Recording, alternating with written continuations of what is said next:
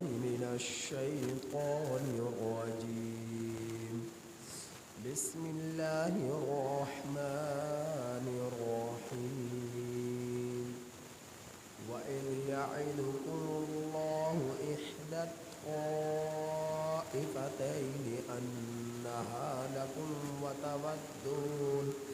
وتودون أن غير ذات الشوكة تكون لكم ويريد الله أن يحق الحق بكلماته ويقطع دابر الكافرين. ليحق الحق ويبطل الباطل ولو كره المجرمون. إذ تستغيثون ربكم فاستجاب لكم أني ممدكم بألف من الملائكة مردفين.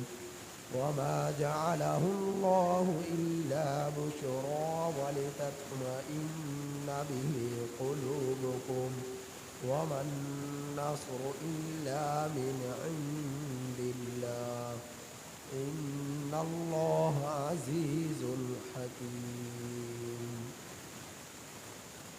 یہ سورۃ الانفال کی آیت نمبر 7 تا 10 آپ حضرات کے سامنے تلاوت ہوئی.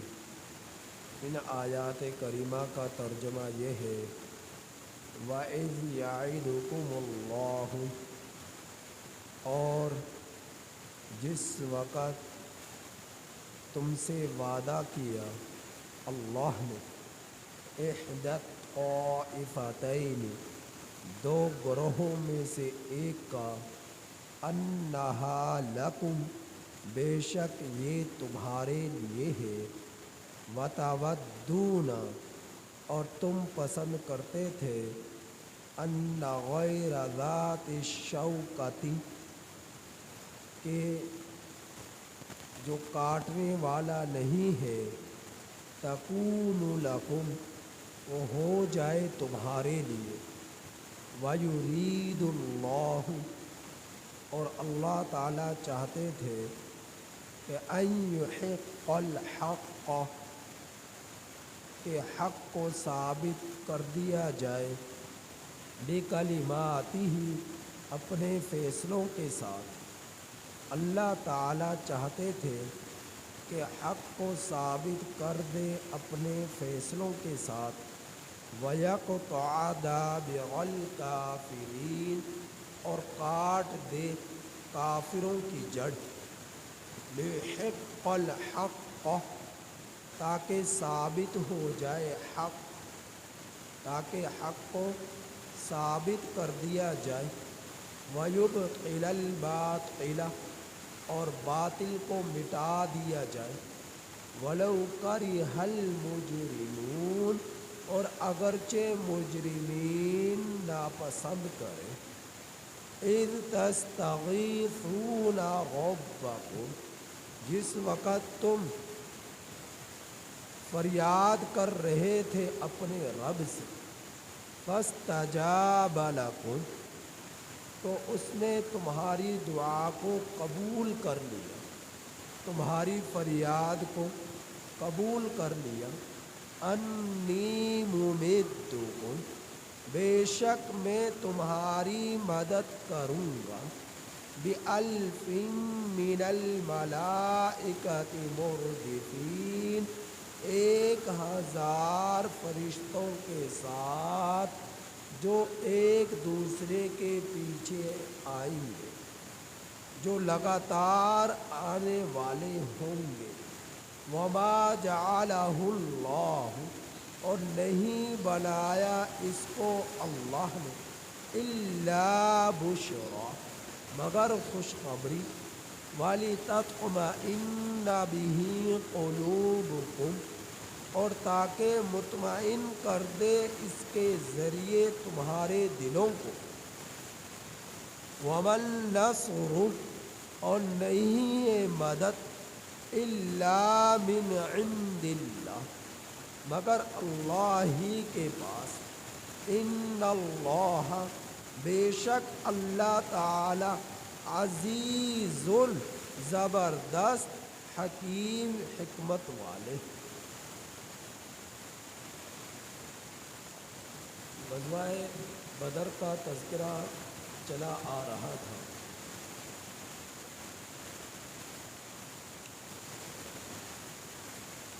یہ آیات کریمہ بھی غزوہ بدر سے متعلقہ ہے۔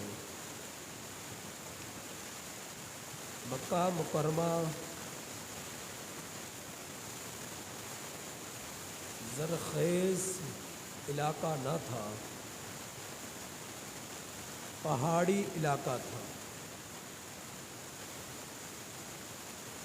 مکہ مکرمہ زرخیز علاقہ نہ تھا، زیادہ تر پہاڑی علاقہ تھا، چاروں طرف پہاڑ اور ریگستان، صحرا پھیلے ہوئے تھے۔ روحانی برکات بہت زیادہ تھی، لیکن ظاہری اسباب بہت کم تھے، جس کی بنا پر مکہ مکرمہ میں رہنے والے لوگ سال میں 2 سفر کیا کرتے تھے، ایک گرمیوں میں اور ایک سردیوں میں، رحلۃ الشتاء والصیف۔ ایک سفر ان کا سردیوں میں ہوتا اور ایک سفر ان کا گرمیوں میں ہوتا۔ تجارتی سفر یہ 2 سردی اور گرمی میں کیا کرتے تھے۔ گرمیوں میں ملک شام کی طرف سفر ہوا کرتا، اور سردیوں میں یمن کی طرف سفر ہوا کرتا۔ ان 2 تجارتی سفروں کے بعد اتنا نفع حاصل ہو جاتا کہ سال بھر ان کی ضروریات اور خرچہ وغیرہ چلتا رہتا۔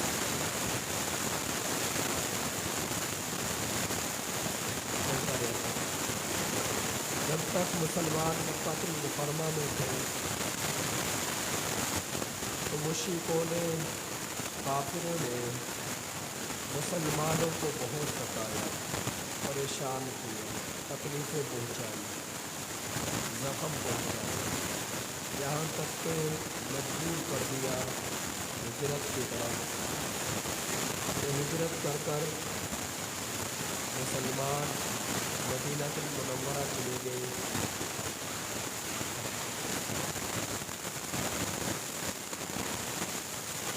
لیکن جب ہجرت کر کے مسلمان مدینہ چلے گئے تو ہونا تو یہ چاہیے تھا کہ یہ کافر مسلمانوں پر ہجرت ہو گئے اور مسلمان مدینہ میں سکون چلے گئے، لیکن ایسا نہیں۔ مدینہ المنورہ کی چراغاہوں میں سے ایک چراغاہ میں بیت المال کے کچھ لوگ کر رہے تھے، جن کے انچارج حضرت یسار رضی اللہ تعالی عنہ تھے، اور آپ کے ساتھ 2-4 ساتھی اور بھی تھے، لیکن وہ مدینہ المنورہ میں کھانے پینے کی چیزیں لینے کے لیے، سودا سلف لینے کے لیے چلے گئے، تو پیچھے سے اکیلے حضرت یسار رضی اللہ تعالی عنہ رہ چکے تھے۔ تو مشرکین کے کچھ لوگ آئے، جن میں قرب ابن جعفر فہمی، قرب ابن جابر فہمی ایک کافر تھا، اور اس کے ساتھ اس کے لوگ تھے۔ وہ آئے اور حملہ آور ہوئے اور بیت المال کے اونٹوں کو وہاں سے لے کر چلے گئے، اور حضرت یسار رضی اللہ تعالی عنہ کو شہید کر دیا گیا۔ تو اس طرح ہجرت مدینہ کے بعد بھی یہ لوگ پریشان کیا کرتے ہیں۔ پھر دارالندوہ جو کہ حرم سے ذرا پہلے فاصلے پر جگہ تھی، جہاں پر یہ مشرکین آپس میں بیٹھ کر مشورہ کیا کرتے تھے، منافقین مشرکین وغیرہ۔ آج کل وہ جگہ بھی حرم شریف کے اندر شامل ہو گئی۔ اس زمانے میں شامل نہ تھی۔ یہ مشرکین سب کے سب دارالندوہ میں جمع ہوئے اور جمع ہو کر آپس میں مشورہ کرنے لگے کہ دیکھو، جب تک نبی کریم صلی اللہ علیہ وسلم اور ان کے ساتھ یہاں پر رہے، ہماری آنکھوں کے سامنے تھے اور ہم انہیں ستایا کرتے، پریشان کیا کرتے، اب وہ ہمارے درمیان موجود نہیں ہے تو اس سے ہماری آنکھیں ٹھنڈی ہیں، لیکن ہمیں بے فکر ہو کر نہیں بیٹھنا چاہیے کہ نبی کریم صلی اللہ علیہ وسلم اب چونکہ مکہ سے ہجرت کر کر مدینہ چلے گئے اور بہت سارے لوگ ان کے ساتھ ملتے جا رہے ہیں، کہیں ایسا نہ ہو 2-4 سال میں وہ ایک لوگوں کی ایک نفری تیار کر کر دوبارہ ہم لوگوں پر حملہ آور ہو کہ ہم نے ان کو بہت ستایا ہے، پریشان کیا تھا اور تکلیفیں پہنچائی ہیں، تو یہود لوگ بھی ضرور انتقام کے لیے آئیں گے۔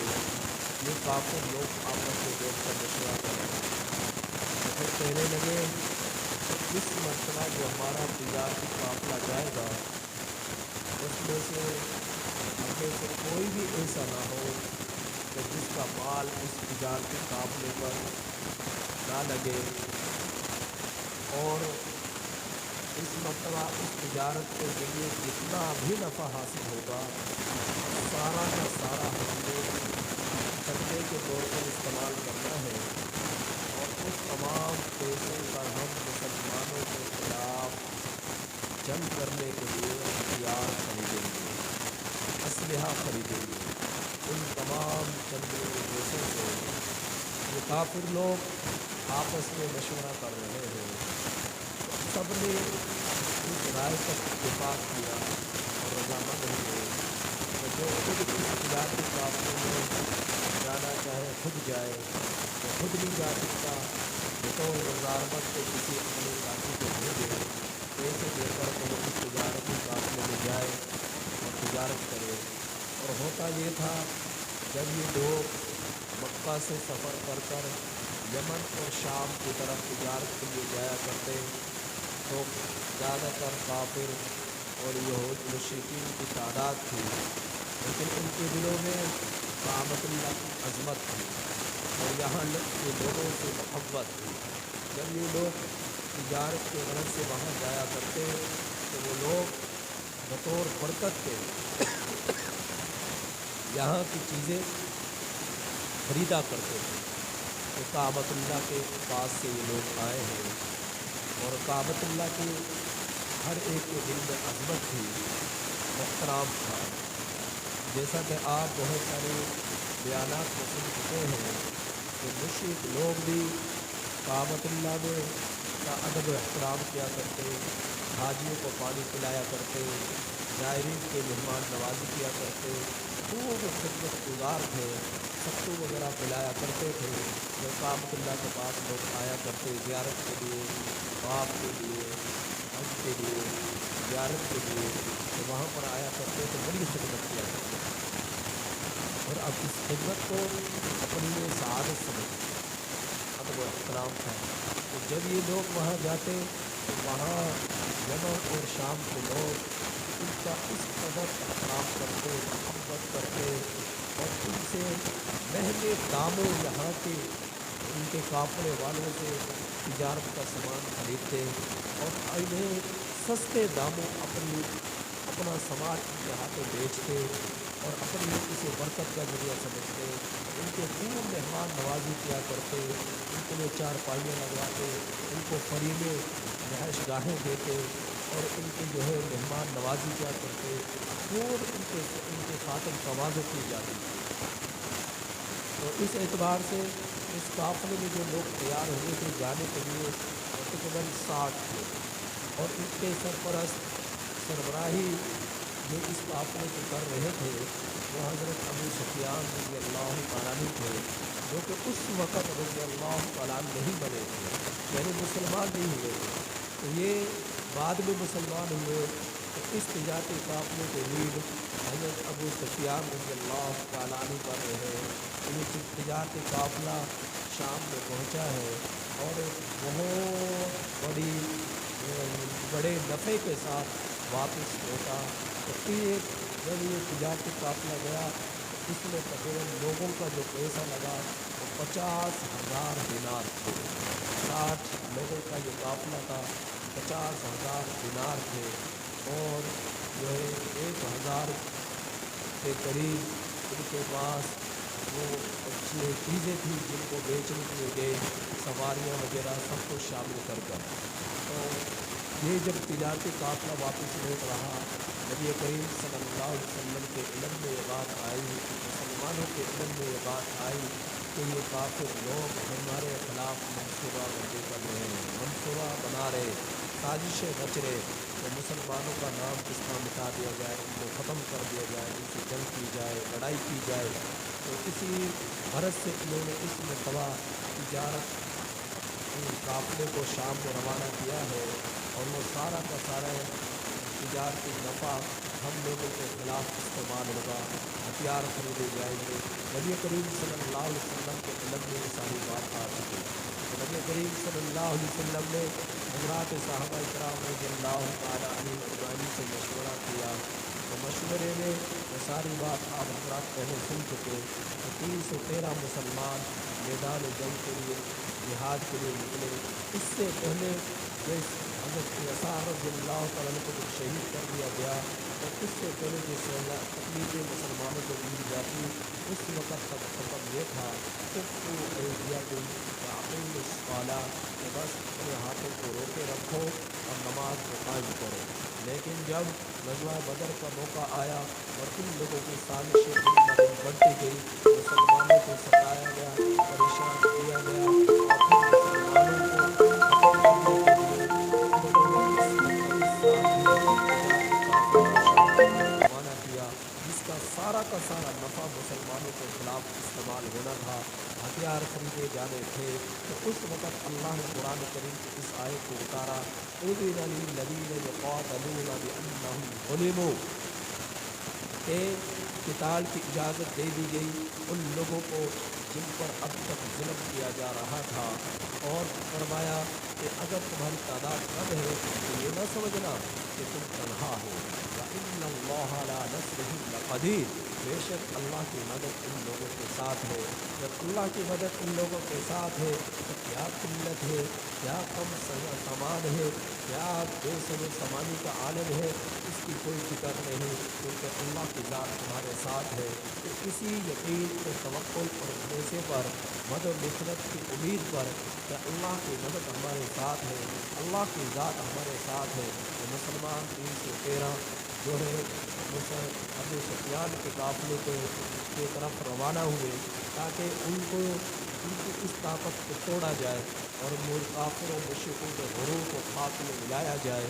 تو مسلمان اس غرض سے نکل پڑے، لیکن مسلمانوں کا ارادہ ذہن میں یہ بات تھی کہ ہم جو ابو سفیان کے قافلے کی طرف جا رہے، ان کا تجارتی سامان حاصل کرنے کے لیے، ان کی طاقت کو کمزور کرنے کے لیے۔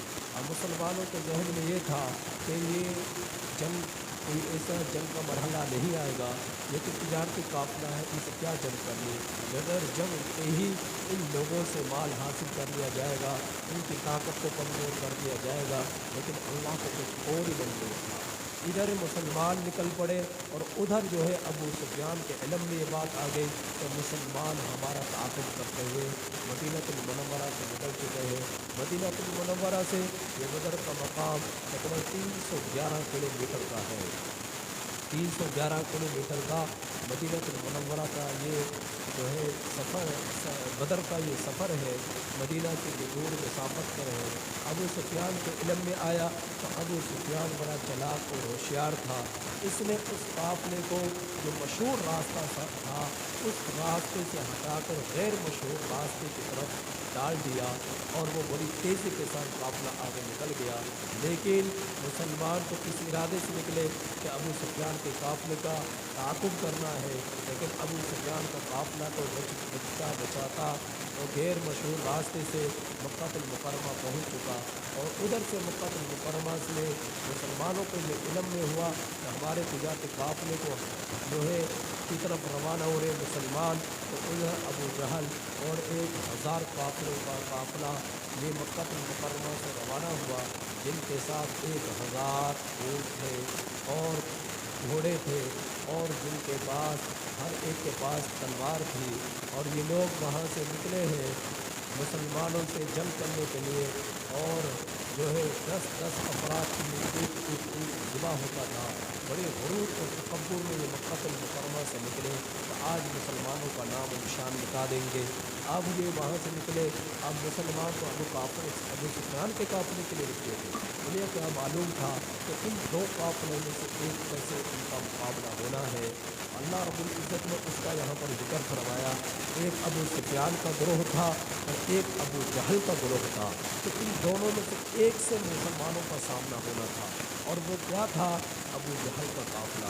अबू सुफियान का काफ़िला तो बचता बचाता वहाँ से वक्त मक्कातुल मुकर्रमा पहुँच चुका था। अब एक काफ़िला रह गया था, वो था अबू जहल का, जो कि पूरी तैयारी के साथ मक्कातुल मुकर्रमा से निकलकर मुसलमानों से जंग के लिए, लड़ाई के लिए आ चुके थे। और बदर के मकाम पर पहुँचकर इन लोगों ने पड़ाव डाल लिया, क्योंकि मदीनातुल मुनव्वरा से बदर का मकाम दूर है, मक्कातुल मुकर्रमा से बदर का मकाम करीब है। तो ये काफ़िला पहले पहुँच गया। अब वहाँ बदर के मकाम पर जो 2-3 चश्मे थे पानी के, उन पर जाकर ये लोग काबिज हो गए और इन्होंने डेरा जमा लिया और हमवार जगह थी वहाँ पर खेमे नस्ब कर लिए। अब मुसलमानों को जो जगह मिली वो गैर हमवार थी और वहाँ पानी का नाम निशान न था। अब चूँकि पानी की तलब होती है लोगों को भी पीने की, जानवरों को भी पीने की, अब मुसलमान बड़े परेशान हुए। नबी करीम सल्लल्लाहु अलैहि वसल्लम के लिए वहाँ पर एक खैमा लगाया गया सुर्ख रंग का और नबी करीम सल्लल्लाहु अलैहि वसल्लम जुमरात के दिन इशा के वक़्त बदर के मकाम पर पहुँचे तो खैमा नस्ब किया गया। नबी करीम सल्लल्लाहु अलैहि वसल्लम ने इशा के बाद वहाँ पढ़ी और खैमे में सजदे में गिरे और फिर अल्लाह ताला से फरियाद की, दुआ की, ए अल्लाह तू जानता है ये मेरी 15 साल की मेहनत है, छोटी सी थोड़ी सी तादाद है, अगर ये आज तो तू जानता है ये इनके पास ये बेसहारा है, तू ही इनका सहारा है। ये जो है इनके पास खाने के लिए कुछ नहीं, पीने के लिए कुछ नहीं, खाना खिलाने वाली ज़ात भी तू है, पानी पिलाने वाली ज़ात भी तू है, इनके लिए सिवाय आपके कोई नहीं है। अगर इस जमात को जो कि मेरी 15 साल की मेहनत है इस तरह ज़ाया कर दिया गया तो ए अल्लाह तो आपके सही दीन पर अमल करने वाले, दीन इस्लाम को आगे तक पहुँचाने वाले फिर कोई नहीं होगा।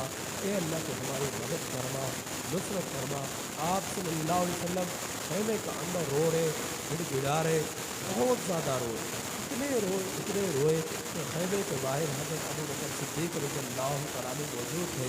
आप सल्लल्लाहु अलैहि वसल्लम की आहो बका को सुनते हुए हज़रत सैयदना अबू बकर सिद्दीक़ रज़ियल्लाहु तआला अन्हु खैमे में तशरीफ़ लाए और आकर फरमाया, ए अल्लाह के रसूल सल्लल्लाहु अलैहि वसल्लम बस कर दीजिए, आप कितना रोएंगे, आप तो बहुत रो रहे हैं, इतना ना रोइए, बस कर दीजिए। सैयदना अबू बकर सिद्दीक़ रज़ियल्लाहु तआला अन्हु ने बात इरशाद फरमाई। तो इन क्योंकि गज़वा बदर का आगे भी तज़किरा आ रहा है अभी आयात करीमा में, तो ये सारा वाक़या जो मैंने बयान किया वो इन मज़कूरा आयात करीमा को समझाने के लिए किया। तो अब इन आयात करीमा को आप समझिए, इनमें अल्लाह ताला इरशाद फरमा रहे हैं कि वइज़ यइदुकुमुल्लाहु, और याद रखने के काबिल है वो वक़्त जिस वक़्त अल्लाह ने तुमसे वादा किया, इहदत ताइफ़तैनि, दो ग्रोहों में से एक का।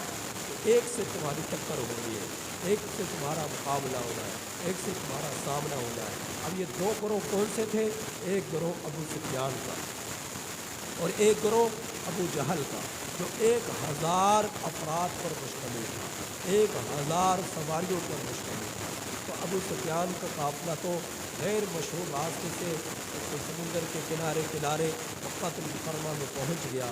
اب ادھر سے ابو جہل کا قافلہ بدر کے مقام پر پہنچ چکا، تو اس پہ اب مقابلہ ہونا تھا۔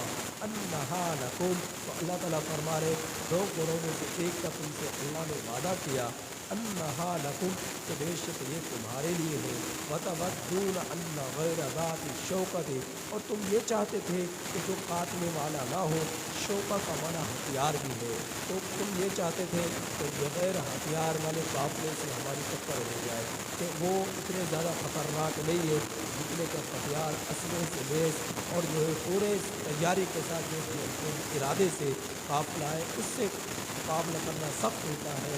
تو اس کے مقابلے میں جس کے پاس اسلحہ نہ ہو، جنگ کے ارادے سے کوئی نہ ہو، اس سے مقابلہ کرنا آسان ہوتا ہے۔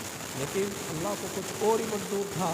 اب یہ ابو جہل کا قافلہ جو کہ 1000 افراد پر مشتمل تھا، اونٹوں پر مشتمل تھا، ساز و سامان پر مشتمل تھا، لوڈیاں انہوں نے رکھی ہوئی، کنجریاں انہوں نے رکھی ہوئی جن کو وہ نچایا کرتے تھے، جو گانا بجایا کرتی تھی۔ بڑے غرور اور تکبر میں لوگ مکہ المکرمہ سے نکلے کہ آج تو مسلمانوں کا نام و نشان مٹا دیں گے، لیکن اللہ کو تو کچھ اور ہی منظور تھا۔ تو یہ وتودون ان غیر ذات الشوکہ، تم تو یہ چاہتے تھے کہ جو کاٹنے والا نہ ہو، تکون لکم، وہ ہو جائے تمہارے لیے، یعنی کہ ابو سفیان کا قافلہ۔ لیکن وَيُرِيدُ اللَّهُ، اللہ یہ چاہتے تھے أَن يُحِقَّ الْحَقَّ بِكَلِمَاتِهِ، کہ حق کو ثابت کر دے اپنے فیصلوں کے ساتھ۔ کہ حق کس طرح چاہے افراد کی قلت ہی کیوں نہ ہو، کس طرح طاقتور لوگوں پر غالب آیا کرتا ہے۔ جب اللہ رب العزت کسی کی مدد، کسی کے ساتھ اللہ کی مدد ہو جائے تو اللہ رب العزت کو کسی طرح نہیں چھوڑا کرتے۔ اب یہ 313 ہے، تو چاہے یہ تعداد میں کم ہے، چاہے ان کے سروں پر پگڑیاں نہیں، چاہے ان کے جو ہے بدنوں پر قمیض نہیں، چاہے ان کے پاؤں پر جوتے نہیں، چاہے ان کے پاس اسلحہ کم ہے۔ اسلحہ کیا ہے کہ 70 اونٹ ہیں، 8 گھوڑے ہیں، 8 تلواریں ہیں، 6 زرے ہیں۔ اب یہ تھوڑی سی تعداد ہے اور اتنے زیادہ تربیت یافتہ بھی نہیں تھے، اور زندگی کا پہلا موقع تھا اور اسلام کا پہلا معرکہ تھا جو کہ غزوہ بدر تھا۔ اب اس میں بہت سارے تجربات حاصل ہونے تھے۔ اب بے سر و سامانی کے عالم میں یہ مسلمان نکل رہے ہیں جنگ کے لیے، جہاد کے لیے۔ اللہ رب العزت پروارے تو اللہ تعالیٰ یہ چاہتے تھے کہ حق ثابت کر دیا جائے اس کے فیصلوں کے ساتھ، بڑے اتاری تعداد کافرین، اور کافروں کی جڑ پھٹ جائے، کافروں کا غرور خاک میں مل جائے، کافروں کا گھمنڈ خاک میں مل جائے اور ان کی طاقت کمزور ہو جائے۔ اللہ یہ چاہتے تھے، لہٰذا 1000 سے مقابلہ ان 313 نے کیا، اور اللہ کی مدد سے کیسے اتری اس کا ذکر اللہ نے آگے بیان کروایا کہ لیحق الحق، تاکہ ثابت کر دے حق کو، ویبطل الباطل، اور باطل کو ختم کر دے، ولو کرہ المجرمون، اگرچہ مجرمین ناپسند سمجھے، اذ تستغیثون ربکم، جس وقت تم پکار رہے تھے اپنے رب کو، فاستجاب لکم، تو اللہ نے تمہاری دعا کو قبول کر لیا۔ مسلمان دعا کرے، نبی کریم صلی اللہ علیہ وسلم سرخ خیمے میں سجدے میں گرے ہوئے اللہ سے فریاد کر رہے، یا اللہ مدد فرما، یا اللہ نصرت فرما، ہم اپنے ان بندوں کو جو ہے تنہا نہ چھوڑنا، ان کی مدد فرمانا۔ تو جانتا ہے بے سر و سامانی کے عالم میں نکلے ہیں، اسلحہ ان کے پاس نہیں، گھوڑے ان کے پاس نہیں، پگڑیاں ان کے پاس نہیں، بدن چھپانے کے لیے لباس ان کے پاس نہیں، جو قدم کو اس عرب کی صحرا پر تپتی ہوئی ریت پر چلنے کے لیے جوتے ان کے پاس نہیں۔ اے اللہ تو جانتا ہے بے سر و سامانی کا عالم ہے، حالات یہ ہے، اے اللہ تو ان کی مدد فرما، ان کو جو ہے ان کو نا امید نہ لوٹانا، ان کو کمزور نہ کرنا، تو ہم سب کی مدد فرما۔ نبی کریم صلی اللہ علیہ وسلم مسلمان یہ فریاد کرے، اللہ سے دعا کرے، اللہ نے قرآن اتارا کہ تمہاری دعا کو قبول کر لیا گیا، فاستجاب لکم، تمہاری دعا کو قبول کر لیا گیا۔ یہ دعا کسی قبول ہوئی؟ ان 313 نے اپنے رب پر بھروسہ کیا، یقین رکھا، نبی کی آواز پر لبیک کہا اور اللہ رب العزت کی اجازت پر حکم پر میدان جہاد میں نکل پڑے، پھر اللہ نے ان کی مدد فرمائی۔ انی ممدکم بألف من الملائکہ، بے شک میں تمہاری مدد کروں گا 1000 فرشتوں کے ساتھ، مردفین جو لگاتار آنے والے ہوں گے، 1000 فرشتوں کے ساتھ۔ آسمان سے لے کر زمین تک فرشتوں کی قطاریں بن گئی اور پیلے امامے باندھے ہوئے مسلمانوں کی مدد و نصرت کے لیے میدان بدر میں اتر رہے ہیں۔ آپ اور مشرک اپنی آنکھوں سے دیکھ رہے، دوسرے مقام پر 3000 کا جو ہے اللہ نے ذکر فرمایا، ایک تیسرے مقام پر 5000 کا ذکر ہوا کہ اللہ نے مدد فرمائی 1000 فرشتوں کے ساتھ، اللہ نے مدد فرمائی 3000 فرشتوں کے ساتھ، اللہ نے مدد فرمائی 5000 فرشتوں کے ساتھ، جو آسمان سے زمین تک لگاتار اترنے والے تھے اور ان کے ہاتھوں میں تلواریں ہیں، ان کے سروں پر پیلے امامے ہیں، تو فرشتے بھی امامہ باندھ کر اتر رہے، پگڑیاں باندھ کر اتر رہے، جس سے معلوم ہوا پگڑی نبی کریم صلی اللہ علیہ وسلم کی پسندیدہ سنت تھی، باندھا کرتے تھے۔ آج ہم تو اپنے سروں پر کپڑا لینا بھی پسند نہیں کرتے نا، مسلمان اپنے سروں پر کپڑا لینا پسند نہیں کرتے، ٹوپی لینا پسند نہیں کرتے۔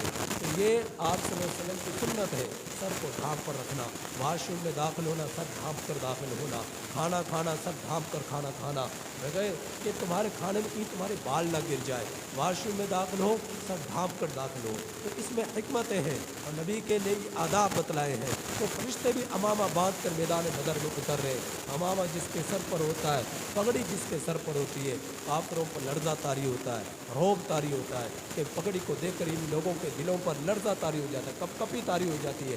پگڑی کی اپنی شان ہے، داڑھی کی اپنی شان ہے، تو سر کو ڈھانپے رکھنا، ٹوپی پہننے کا اپنا ایک مقام ہے اور ایک عزت ہے، جو اللہ رب العزت اس پگڑی پہننے والے کو، ٹوپی پہننے والے کو، داڑھی رکھنے والے کو جو اللہ تعالیٰ عطا فرماتے ہیں۔ جتنے بھی پیغمبر آئے سب کی سنت داڑھی ہے۔ آج مسلمان داڑھی رکھنے سے دور بھاگتے ہیں اور یہ سمجھتے ہیں ہمارا حسن داڑھی نہ رکھنے میں ہے۔ کوئی پیغمبر کوئی نبی ایسا نہیں گزرا جس نے اپنے چہرے پر داڑھی نہ رکھی ہو، اور آج داڑھی کاٹتے ہیں اور کاٹنے والے کاٹ رہے، کاٹنے والے بھی مسلمان، کٹوانے والے بھی مسلمان۔ داڑھی کاٹنا حرام ہے، کٹوانے والے کے لیے یہ حرام عمل ہے، اور داڑھی نہ رکھنا یہ گناہ کبیرہ ہے، اور یہ ڈبل گناہ ہو جاتا ہے۔ ایک انسان گناہ کرے تو گناہ چلو ہو گیا، اسے چھپانا چاہیے، لیکن گناہ کر کر اس کا اعلان کرنا یہ ڈبل گناہ ہے۔ اب داڑھی کٹوا کر جو آ رہا ہے اس سے گناہ کر آ رہا ہے، پھر سب کو نظر آ رہا ہے یہ داڑھی منڈوا کر آ رہا ہے، داڑھی یہ منڈوا کر آ رہا ہے، اب اپنے گناہ کا ہے، داڑھی کٹوانے کے گناہ کا اظہار کرتا آ رہا ہے، اعلان اظہار کرتا آ رہا ہے۔ اے لوگوں دیکھو میں داڑھی منڈوا کر آ رہا ہوں، اے لوگ دیکھو میں اپنے چہرے پر کس طرح چلا کر آ رہا ہوں، تو یہ گناہ کا اعلان کرتا آ رہا ہے۔ تو گناہ کرنا یہ بھی گناہ کر کر اعلان اس گناہ کا کرنا یہ اس سے بڑا گناہ، یہ اس سے بڑا گناہ۔ اور جب تک اس گناہ میں مبتلا رہے گا، اس داڑھی کٹوانے کے عمل میں مبتلا رہے گا، اس وقت تک گناہ اس کے اعمال میں مسلسل لکھا جاتا رہے گا، مسلسل لکھا جاتا رہے گا۔ تو داڑھی رکھنا یہ واجب ہے، یہ ضروری ہے، اور کٹوانا حرام ہے۔ تو اللہ رب العزت نے مسلمانوں کی مدد فرمائی 1000 فرشتوں کے ساتھ، دوسرے مقام پر ہے 3000، کیونکہ وہ 1000 ان کی تعداد تھی، تو مسلمانوں کی 3 گنا فرشتوں کا نزول فرما کر 3 گنا فرشتے اتارے مسلمانوں کے حوصلے کے لیے، ان کی مدد نصرت کے لیے۔ مسلمانوں کو کم دکھائی دے رہے تھے اور کافروں کو وہ زیادہ دکھائی دے رہے تھے، اپنی آنکھوں سے وہ دیکھ رہے تھے، اور میدان بدر کو چھوڑ کر وہ بھاگ رہے تھے، اور مسلمانوں کے پاس بہت زیادہ مال غنیمت اس میدان میں حاصل ہوا۔ ارادہ تو یہ تھا کہ ابو سفیان کے قافلے کو جو کمزور کریں گے، تجارتی سامان ان سے حاصل کر، لیکن اللہ نے اس سے بھی زیادہ انہیں مال غنیمت عطا فرمایا، ابو جہل کے قافلے کو ذلیل کر رسوا کر۔ تو اللہ تعالیٰ فرما رہے کہ میں تمہاری مدد کروں گا، یہ وعدہ فرما رہے 1000 فرشتے جو لگاتار آنے والے ہوں گے۔ وما جعلہ اللہ، نہیں بنایا اللہ نے اس مدد کو، فرشتوں کے نزول کو نہیں بنایا اللہ نے، الا بشرا، مگر خوشخبری، ولتطمئن بہ قلوبکم، تاکہ اس کے ذریعے سے مسلمانوں کے دل مضبوط ہو جائے، مسلمانوں کے دلوں کو حوصلہ ہو جائے اور ان کے دلوں کو قرار مل جائے۔ ومن نصر، اور نہیں ہے مدد، الا من عند اللہ، مگر اللہ کے پاس۔ جب انسان مسلمان अपने रब पर तवक्कुल रखता है, भरोसा रखता है, यकीन रखता है, फिर अल्लाह रब्बुल इज़्ज़त उसकी मदद को आते हैं, अल्लाह उसकी नुसरत के आते हैं। लिहाजा इंसान जिनके यूँ गुजारे कि मेरा अल्लाह राज़ी हो जाए। तन्हाई में अल्लाह को याद करो, मजमे में अल्लाह को याद करो, तिजारत में अल्लाह को याद करो, दुकान में अल्लाह को याद करो, मसाजिद में अपने रब को याद करो, अपने सब असफार में अपने रब को याद करो। तुम्हारे ऊपर जितने तुम्हारे रब के एहसानात हैं, दुनिया में कोई ऐसी मखलूक नहीं जिसके तुम पर इतने एहसानात हों जितने एहसानात तुम पर तुम्हारे रब के हैं। तुम उसका खाते हो, उसका पहनते हो, उसकी आँखों का इस्तेमाल करते हो, उसकी समात का इस्तेमाल करते हो, उसकी गोयाई का इस्तेमाल करते हो, उसकी पकड़ का इस्तेमाल करते हो, उसके चलने का इस्तेमाल करते हो, तुम्हारे उसकी सांसों का इस्तेमाल करते हो, उसकी धड़कनों का इस्तेमाल करते हो। पूरा वजूद सर से लेकर पाँव तक तुम्हारे रब के अता है, तुम्हारे पास अपना कुछ नहीं है। जब सब कुछ अल्लाह का है तो तुम अपने रब को याद क्यों नहीं करते हो, उसकी नेमतों का शुक्र अदा क्यों नहीं करते हो। हम लोगों पर अल्लाह की नेमतें बरसती जा रही है, बरसती जा रही है, और हम उन नेमतों की नाकदरी करते जा रहे हैं, नाकदरी करते जा रहे हैं, और रब के अहकामात से दूर भागते जा रहे हैं, दीन से दूर भागते जा रहे हैं, और सरेआम नमाज़ों को छोड़ रहे, हराम खा रहे, हराम कमाई कर रहे, और औलादों की तरबियत करने की तरफ कोई फिक्र नहीं है, और आपस में झगड़े, आपस में नफ़रतें, एक दूसरे से दूरियां, एक दूसरे के लिए हसद, बुग़्ज़, नफ़रत, ये सब कुछ सीनों में बसाए हुए। तो कहाँ हम भागे जा रहे हैं। अपने रब की तरफ लौटने की ज़रूरत है। रब तुम्हें बुला रहा है, अल्लाह तुम्हें बुला रहा है कि मेरी तरफ लौट आओ, इस दलदल में ना धंसो। ये एक मकर है, एक फरेब है, एक धोखा है। अगर दुनिया के चक्कर में तुम पड़ गए, आखिरत से तुम गाफिल हो गए, तुम्हारी दुनिया भी बर्बाद हो जाएगी और आखिरत भी तुम्हारी बर्बाद हो जाएगी। लिहाजा अपनी आखिरत को संवारो। फरमाया इन्नल्लाह अज़ीज़ुल हकीम, बेशक अल्लाह ताला ज़बरदस्त हिकमत वाले हैं, उसकी हिकमतें वही बेहतर जानता है। लिहाजा अपने रब पर भरोसा रखो और यकीन रखो और उसकी इबादत में लग जाओ, जुड़ जाओ। अल्लाह ताला से दुआ है कि अल्लाह ताला अमल की तौफीक नसीब फरमाए।